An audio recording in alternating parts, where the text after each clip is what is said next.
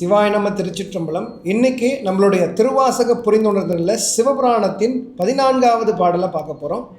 பேராது நின்ற பெருங்கருணை பேராரே, ஆரா அமுதே அளவிலா பெம்மானே, ஓராதார் உள்ளத்துள் ஒளிக்கும் ஒளியானே, நீராய் உருக்கி என் ஆருயிராய் நின்றானே, இன்பமும் துன்பமும் இல்லானே உள்ளானே.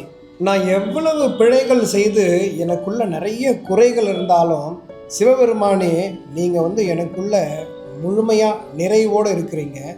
உங்களுடைய கருணை எந்த அளவுக்கு இருக்குது அப்படின்னா, வருடந்தோறும் கோடிக்கணக்கான உயிர்களை வாழ வைத்து கொண்டிருக்கக்கூடிய நெடும் நதியான கங்கை நதியை போல, எப்படி கங்கை நதி பனிமலைகள்லேருந்து சிகரங்கள்லேருந்து உருவாகி அந்த நதி கடைமடை வரைக்கும் இருக்கக்கூடிய பல கோடி உயிர்களுக்கு ஒரு உயிராதாரமாக இருக்கோ, அதை போல் சிவபெருமானின் கருணை ஒரு கங்கையை போல் இருக்கும் அப்படின்றத இந்த வரிகளில் சொல்கிறாரு.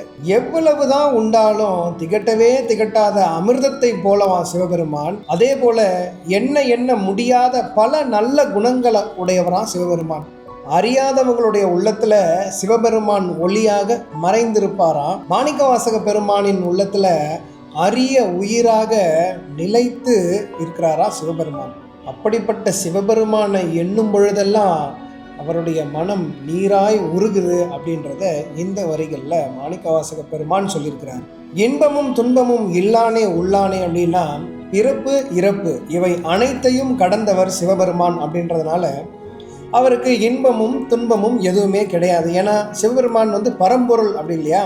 ஆனால் அதே சிவபெருமான் இந்த உலக உயிர்கள் அனைத்துக்குள்ளேயும் சூக்குமமாக மறைந்து இருப்பதனால இந்த எல்லா உயிர்களின் இன்ப துன்பங்களும் சிவபெருமானுக்கு சேருமா. இதிலிருந்து நம்ம நிறைய விஷயங்களை உணர்ந்துக்கணும்.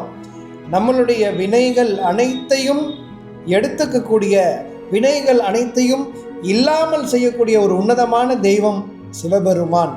பக்தியில் அன்பு கொண்டு சிவபெருமான் அரவணைத்து பிடித்து கொண்டால் நம்மளுடைய துன்பங்கள் இவை அனைத்தும் நீங்கி பேரானந்த நிலையில் நம்மெல்லாம் திளைக்க முடியும்.